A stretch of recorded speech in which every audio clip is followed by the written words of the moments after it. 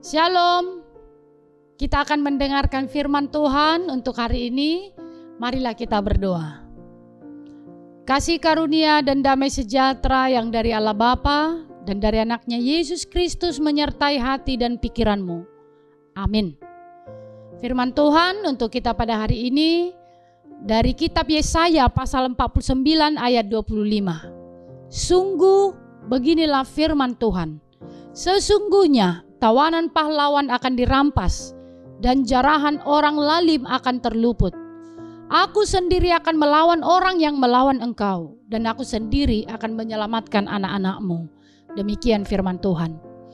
Bapak Ibu kaulah muda yang Tuhan kasihi, Yesaya 49 ayat 25 ini mengingatkan orang percaya akan kuasa dan kasih Tuhan yang tak terbatas.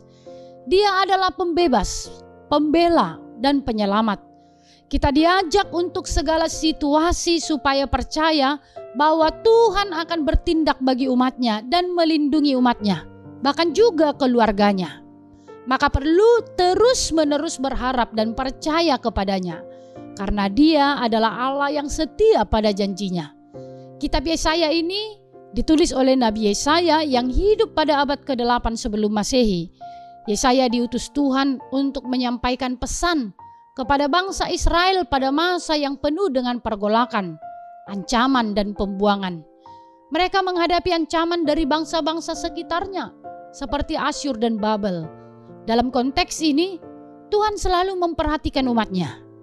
Melalui Nabi Yesaya menyampaikan pesan-pesan penghiburan dan janji penyelamatan kepada umatnya yang menderita. Tentu firman Tuhan ini juga menjadi penghiburan bagi kita saat ini. Barangkali dari antara kita ada yang merasa tertawan oleh berbagai bentuk penindasan seperti ketidakadilan sosial, kemiskinan, dan ketidaksetaraan. Dari firman Tuhan ini kita akan belajar bahwa iman saudara kepada Kristus akan menuntun untuk menemukan pembebasan dan pengharapan. Bagian pertama, penindasan dalam bentuk ketidakadilan sosial. Ketidakadilan sosial adalah salah satu bentuk penindasan yang paling mencolok di masyarakat kita saat ini. Banyak orang merasa bahwa hak-hak mereka dilanggar. Mereka diperlakukan tidak adil berdasarkan ras, agama, atau status sosial mereka. Firman Tuhan mengajarkan kita bahwa setiap manusia diciptakan menurut gambar dan rupa Allah. Dalam Kejadian 1 ayat 27. Dan oleh karena itu kita semua memiliki nilai yang sama di mata Tuhan. Yang kedua, penindasan melalui kemiskinan. Kemiskinan adalah bentuk lain dari penindasan yang menjebak banyak orang dalam lingkaran kesulitan tanpa akhir. Ketika seseorang hidup dalam kemiskinan, mereka sering kali tidak memiliki akses ke pendidikan yang layak, perawatan kesehatan, dan kesempatan kerja yang baik. Yesus sendiri berkata dalam Matius 25 ayat 40, dan raja itu akan menjawab mereka, sesungguhnya segala sesuatu yang kamu lakukan untuk salah seorang dari saudaraku yang paling hina ini, kamu telah melakukannya untuk aku. Ini mengingatkan kita bahwa membantu mereka yang miskin adalah panggilan ilahi yang harus kita respon dengan penuh kasih. Bagian ketiga, penindasan melalui ketidaksetaraan. Ketidaksetaraan baik itu dalam bentuk gender, ekonomi, atau hak-hak lainnya menciptakan lingkungan di mana banyak orang merasa tidak berdaya.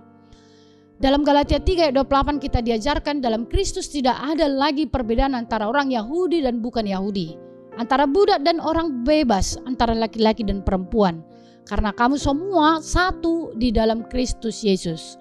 Ayat ini menegaskan bahwa di dalam Kristus semua perbedaan dihapuskan dan kita dipersatukan dalam kasih-Nya. Bagian keempat, pengharapan melalui iman. Meskipun penindasan begitu nyata, iman kita menawarkan pengharapan yang tak tergoyahkan. Yesus datang ke dunia ini untuk membebaskan kita dari segala bentuk penindasan. Dalam Lukas 4 ayat 18-19 Yesus berkata, "Roh Tuhan ada padaku, oleh sebab Ia telah mengurapi aku untuk menyampaikan kabar baik kepada orang-orang miskin. Ia telah mengutus aku untuk memberitakan pembebasan kepada orang-orang tawanan dan penglihatan bagi orang-orang buta, untuk membebaskan orang-orang yang tertindas, untuk memberitakan tahun rahmat telah datang. Selanjutnya panggilan untuk bertindak. Sebagai pengikut Tuhan, kita dipanggil untuk bertindak melawan segala bentuk penindasan. Kita harus menjadi agen perubahan, membawa keadilan, belas kasih, dan cinta kasih kepada semua orang. Kita dapat memulai dengan hal-hal kecil, seperti membantu tetangga yang membutuhkan, memperjuangkan keadilan di tempat kerja, atau terlibat dalam pelayanan sosial di gereja kita.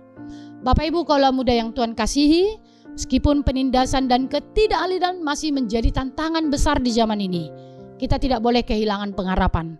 Melalui iman kita kepada Kristus, kita memiliki kekuatan untuk melawan dan membebaskan diri, serta juga sesama dari segala bentuk penindasan.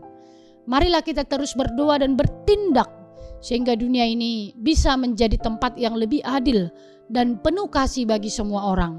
Selamat beraktivitas, Tuhan memberkati.